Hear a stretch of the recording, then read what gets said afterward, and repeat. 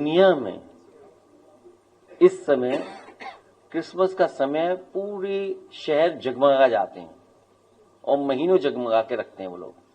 उन्हीं से सीख लो बस। क्यों खर्चा करना बार बार दियों का, मोमबत्ती का और ये दिमाग लगाना?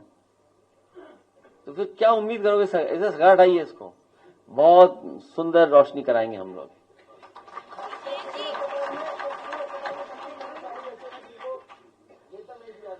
सिविल अस्पताल की जानकारी लेनी है तो इनसे ले लो, ये एडमिट रहे। इन्हें खुद भागना पड़ा मेदांता जो समाजवादियों ने बनवाया। अच्छा, ये बीजेपी वाले इलाज क्यों नहीं कराते सिविल में? भाई क्यों कराना चाहिए उनको सिविल में, अस्पताल में? मेदांता क्यों भागते हैं प्राइवेट में, और वो भी समाजवादियों के बनवाए हुए में?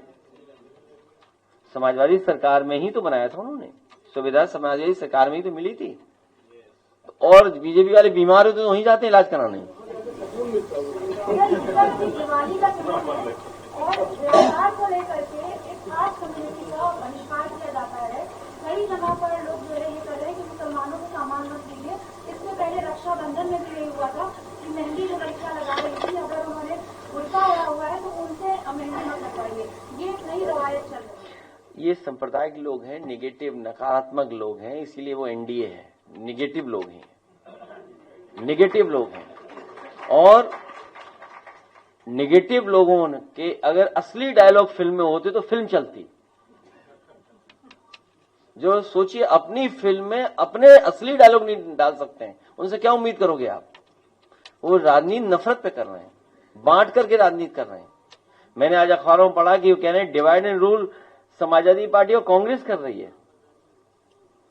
आज अखबारों में मैं पढ़ा, सरकार की तरफ से ये स्टेटमेंट आया है कि डिवाइड एंड रूल का जो फार्मूला था वो हम लोग अपना रहे हैं, समाजवादी पार्टी और कांग्रेस। क्या ये सच है? सच तो ये है कि भारतीय जनता पार्टी के लोग वही डिवाइड एंड रूल चला रहे हैं, क्योंकि पीडीए से उन घबराए हुए हैं। ये बड़ा देश का दुर्भाग्य है और खासतौर से उत्तर प्रदेश का दुर्भाग्य है, जो रामकृष्ण की धरती है। और जब दीपावली आता है, सब जानता है कि दीपावली हम हिंदू इसलिए मनाते हैं कि भगवान राम का आगमन हुआ, इसलिए खुशी मनाते हैं।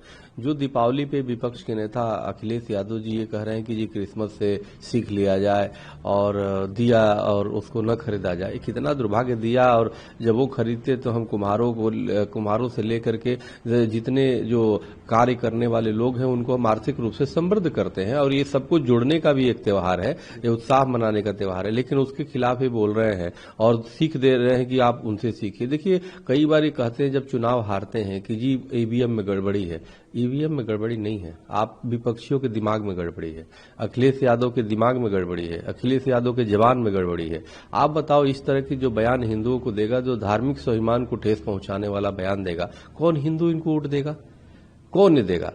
लाख बुराई हो योगी आदित्यनाथ में, लाख मैं भी मानता हूं कितने मुसलमानों के साथ हिंदुओं की घरों पे बुलडोजर चला है, लेकिन फिर भी लास्ट में इस तरह से बदजुबानी अगर विपक्ष के नेता करेगा, तो जब अभी विपक्ष में है तो ये करेगा, पक्ष में आ जाएगा तो कितना ये हिंदुओं पे अत्याचार शुरू कर देगा।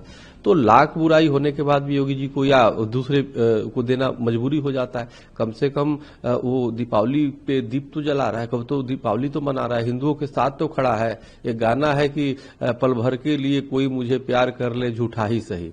हिंदुओं के लिए झूठा तो प्यार करने वाला कोई तो है, ये तो झूठा भी प्रेम नहीं कर रहा है। तो मेरा कहने का मतलब ऐसे विपक्ष जो है अभी जो चल रहा है, जो सनातन के विरोध में है, जो हिंदुओं के विरोध में है, जो ये दीपावली पे इस तरह से ज्ञान दे रहा है, इससे बड़ा दुर्भाग्यपूर्ण कुछ नहीं हो सकता। और मुझे लगता है कि अपनी इनकी दिमाग चेकअप कराना चाहिए, ट्रेनिंग लेना चाहिए, अपनी जीवान के लिए भी ट्रेनिंग लेनी चाहिए। और ईवीएम गड़बड़ी नहीं है, जब ये हारते हैं तो कहते हैं इनकी जीवान गड़बड़ी है, इनके दिमाग में गड़बड़ी है, इसलिए ठीक करें।